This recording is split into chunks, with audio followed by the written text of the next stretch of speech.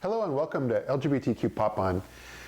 We're here to give you an update, and we're very excited. We've had an incredible response to our initial outreach when it comes to just finding folks that are leaders and thought leaders and people that are very invested in the world of LGBTQ advertising, marketing, social media, and new media. So take a look.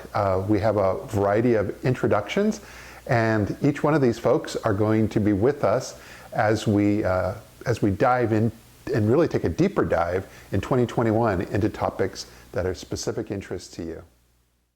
My name is Shiv Paul, and I am from the UK. I grew up in a little town in Surrey, which is near Wimbledon. The town is called Epsom, so it's kind of that vicinity of the world. But for the last 15 years, I have been living in Manhattan, but I just relocated back to my hometown in Epsom about a month ago now. And my entire corporate career has been in management consulting, actually.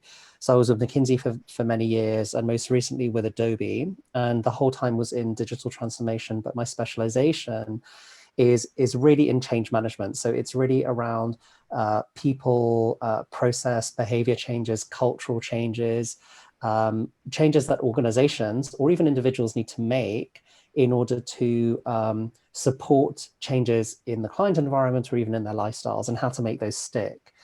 So that's my main sort of area of interest, and has sort of been my kind of corporate life for a while. But on an extracurricular side, and this is sort of, Matt, how you and I got connected, I think sort of several years ago. I work in the D&I space with a lot of organizations, but primarily sporting institutions, because I love sport. So I've been with the United States Tennis Association for several terms, most recently as the vice chair of their national D&I committee, and also serve on the board of the Federation of the Gay Games. So the Gay Games, for anyone who doesn't know, is a quadrennial sports and cultural event. I think it's the largest one in the world that's put on by LGBTQ people, but you don't need to be LGBTQ to participate. And so I like to spend a lot of time sort of focus on those kinds of initiatives, and really sort of connecting the dots between things like D&I strategy and change management. Actually, there's a whole kind of stickiness, which I think a lot of companies don't really either understand or appreciate is critical in order to really make change. And so my area of interest, I love what we're doing here. I'm very keen to be connected with more people who want to work in this space. Douglas, what you were saying in terms of working with mission-driven organizations, it really resonates with me, the work that you're doing, because I think there are a lot of dots that are not connected. And even in my sort of limited sphere that I just talked about, even things like connecting the USTA with the FGG, that has not happened and seems to be a bit more complicated than it should. But I think even there's a very wide net where all of this can be connected and can be sort of mutually beneficial to all of these organizations to help and support and empower marginalized communities or kids or things of that nature. So I'm quite keen to see how we can collectively provide a more holistic picture that can be of help to anyone in need, basically. I mean, as we're having this sort of general conversation, I think people generally want to connect. Yeah.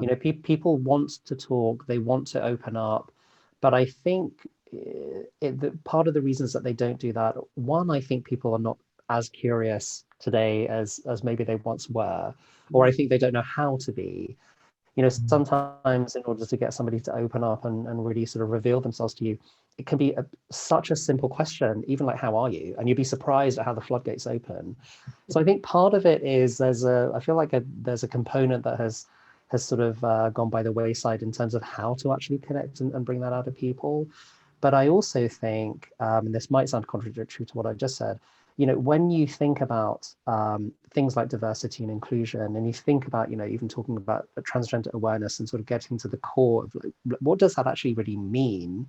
And how can I sort of take that understanding and apply it to other things I'm doing, requires vulnerability, that requires introspection. It requires all of us to actually look at our own biases. And that in itself is an uncomfortable thing. People don't necessarily want to do it. It takes a lot of courage.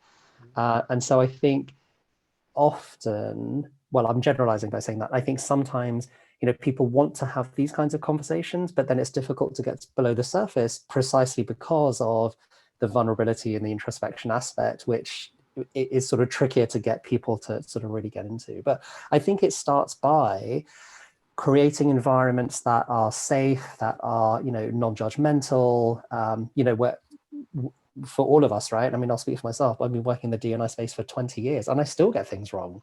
I still hear things coming out of my mouth. I'm like, oh my God, I feel like I should know better, but it's okay, right? Creating those environments where people feel safe and they don't feel judged, and it sort of creates an openness for more learning and progression. I think that's the first step. So things like this.